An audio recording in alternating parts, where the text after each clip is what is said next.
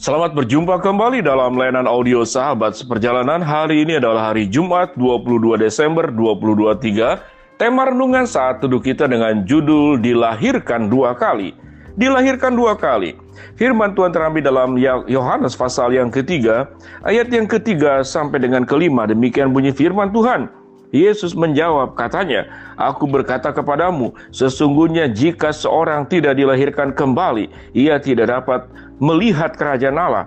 Kata Nikodemus kepadanya, "Bagaimana mungkin seorang dilahirkan kembali kalau ia sudah tua? Dapatkah ia masuk ke dalam rahim ibunya dan dilahirkan kembali?"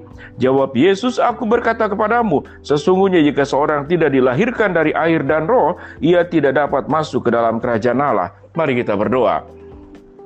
Bapa dalam surga, terima kasih buat kebenaran-kebenaran firman Allah yang terus mencerahkan kepada kami, memberikan pemahaman kepada kami, sehingga kami paham bagaimana menjalani kehidupan ini, dan kami belajar untuk melihat bagaimana kami harus dilahirkan untuk yang kedua kali. Dalam nama Tuhan Yesus kami berdoa, amin. Shalom sahabat seperjalanan yang dikasihi Tuhan. Kalau ada orang yang bertanya kepada kita, engkau harus dilahirkan kembali, maka jawabannya tentu akan sama dengan Nikodemus. Nikodemus adalah seorang Farisi, pemuka agama dari kelompok orang yang merasa dirinya saleh, sebuah aliran agama di dalam Yahudi.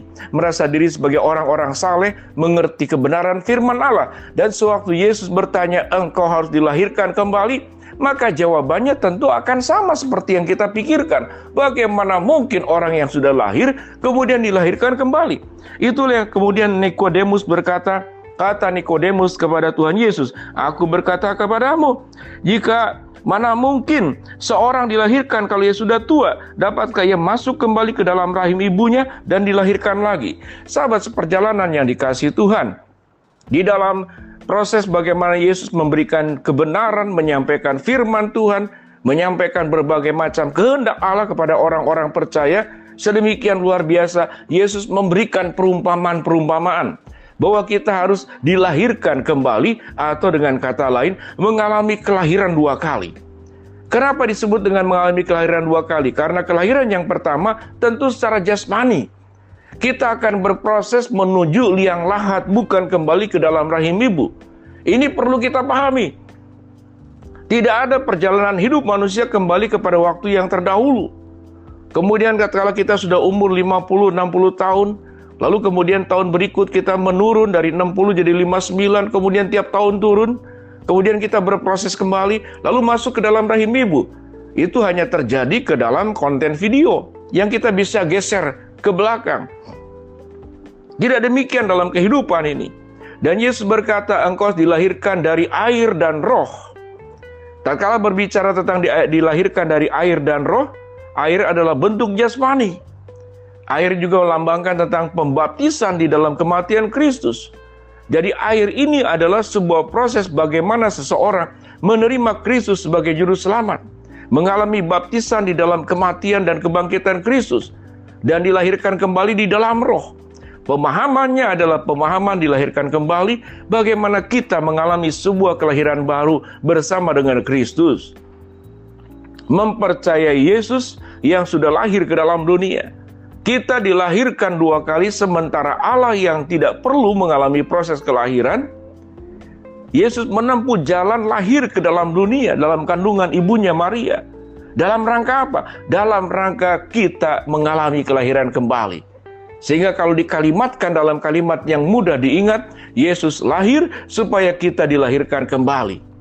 Yesus mengalami kelahiran supaya kita dilahirkan kembali. Sehingga kita perlu dilahirkan secara air dan roh. Air di sini adalah melambangkan pembaptisan, bagaimana kita mengalami kematian bersama dengan Kristus, Kristus yang mengampuni dosa kita, Kristus yang mencabut kuasa dosa yaitu maut lewat kematiannya. Sehingga baptisan tidak semata-mata berbicara tentang air, tapi sebuah iman percaya bahwa di dalam kematian dan kebangkitan Yesus kita mengalami sebuah kelahiran kembali di dalam roh. Sahabat seperjalanan yang dikasihi Tuhan, berbicara tentang Nikodemus. Nikodemus ini adalah seorang Farisi yang merasa dirinya adalah orang saleh.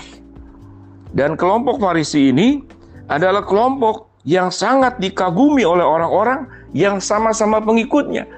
Dianggap sebagai orang-orang saleh, dianggap sebagai orang-orang yang sangat dekat dengan Tuhan. Dianggap sebagai orang-orang yang memiliki pemahaman firman yang lebih mendalam daripada orang awam. Tetapi sewaktu Yesus menanyakan pertanyaan yang sederhana, engkau harus dilahirkan kembali. Ternyata Nikodemus tidak bisa memahami bagaimana mungkin dilahirkan kembali. Karena Nikodemus memahami kebenaran dari sudut pikirannya sendiri. Sedangkan kebenaran firman Allah itu tidak bisa menilai kebenaran Allah, memahami kebenaran firman Tuhan dari pikiran kita. Tapi harus dari pikiran Allah, dari kehendak Allah, dari firman-Nya, dari titahnya. Kalau dalam kehidupan kita memakai segala perkara, penilaian-penilaian dari sudut jasmani kita akan salah memahami firman dan kita juga akan tersesat dengan pikiran kita sendiri. Karena kita berjalan di dalam pikiran kita, tidak berjalan dalam pikiran dan kehendak Allah. Sahabat seperjalanan, kita harus dilahirkan 2 kali. Setelah kita menjadi orang percaya, maka kita akan terus-menerus melahirkan. Melahirkan apa? Melahirkan, menghasilkan buah-buah roh. Ada kehidupan yang terus bertumbuh dengan baik. Ada buah-buah roh yang dihasilkan, kasih, sukacita, kemurahan, kesabaran, kesetiaan, pengendalian diri. Begitu banyak aspek yang kita harus hasilkan. Sehingga tatkala seseorang sudah dilahirkan kembali di dalam Kristus yang sudah lahir dan mati, maka setiap hari, setiap waktu, setiap saat, kita harus terus melahirkan, dalam artian menghasilkan perkara-perkara yang kita buat, yang kita lakukan, yang kita katakan. Itu hal-hal yang bersifat roh, yang bersifat spiritual, yang bersifat kebenaran. Sekalipun kita masih hidup di dalam dunia jasmani, kita masih hidup di dalam dunia secara fisik, tetapi kehidupan kita harus berdasarkan kerajaan Allah dan bukan kerajaan dunia. Itu yang dikatakan oleh firman Tuhan. Apa yang dilahirkan dari daging adalah daging, dan apa yang dilahirkan dari roh adalah roh.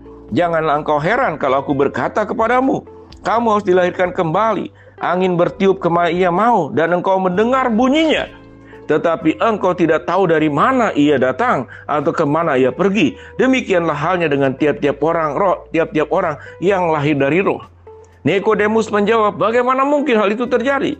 Jawab Yesus, engkau adalah pengajar Israel, dan engkau tidak mengerti hal itu? Aku berkata kepadamu, sesungguhnya kami berkata-kata tentang yang kami ketahui, dan kami bersaksi tentang apa yang kami lihat. Tetapi kamu tidak menerima kesaksian kami. Kamu tidak percaya waktu aku berkata-kata dengan kamu tentang hal-hal duniawi. Bagaimana kamu dapat percaya kalau aku berkata-kata kepadamu dengan hal-hal surgawi?